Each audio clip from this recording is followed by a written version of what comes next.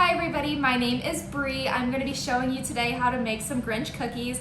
These are perfect to take to any Christmas parties you have coming up or if you just want to enjoy them at home. So keep watching and we'll show you how to make them. All right, so I think it's super important to start any recipe off with washing your hands with some soap and water. And then for this, all you're going to need is one vanilla cake mix, and then vegetable oil.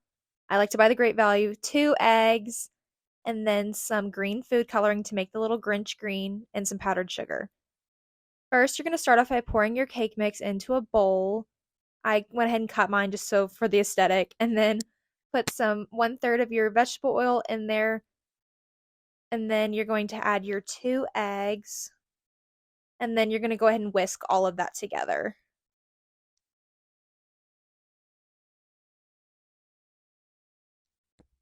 Putting some manpower in there, getting it all whisked. As you can see, it kind of starts to get thicker towards the end, and it's getting a little hard and clumpy in there.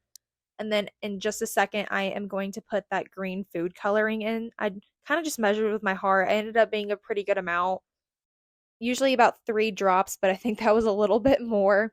And then I'm going to grab a spatula instead of the whisk because, like I said, the dough was getting a little bit thicker, and this just helped me mix it all up and make sure, as you can see, that green color starting to look good once it gets blended out into the dough. And then we're going to keep whisking that together. And then that is what the final color should be. Looks pretty green. I hope it's pretty good Grinch green. And then I put some plastic wrap over it just to kind of protect it in the freezer. I just kind of roughly did that.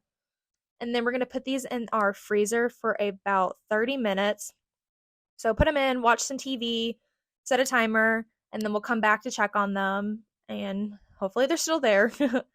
And then while we're waiting on that, we're going to go ahead and preheat our oven to 350 degrees Fahrenheit. And then we are going to line a cookie sheet with some plastic wrap. And this does make about 12 cookies, so I would use a pretty good size cookie tray.